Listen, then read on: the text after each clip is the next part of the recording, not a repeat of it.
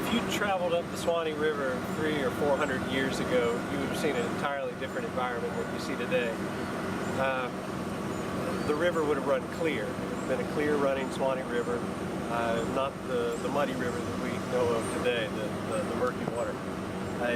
On both sides of the river, you'd have seen a wall of bald cypress, 10 to 15 men around, 100 feet tall, 2,000 to 3,000 years old.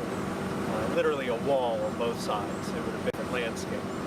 Up behind those bald cypress trees, you would have found millions of acres of longleaf pine growing. Bald cypress is Taxodium distichum.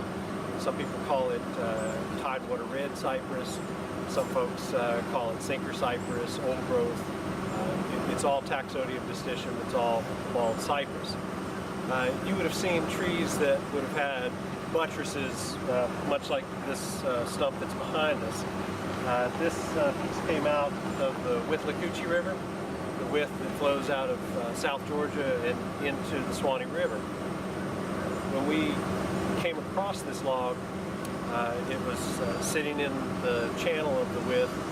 We didn't know how big it was. Ultimately, it turned out to be 35 feet long. The loggers from the 1870s or so had cut it off at 35 feet and left this great big butt in the river. The rest of that 70 feet they would have cut into 10, 12, 8-foot sections, really to Governor George Drew's mill that sits at the confluence of those two rivers. He was the first governor after or during Reconstruction in the state of Florida and operated a mill at the confluence of those two rivers for decades. And a lot of that material came down to his mill. You would have seen on the Suwannee at that time ivory-bill woodpeckers. You'd have seen eastern red wolves in the forest, probably woods bison, all species that you don't see today, primarily because we cut their forest.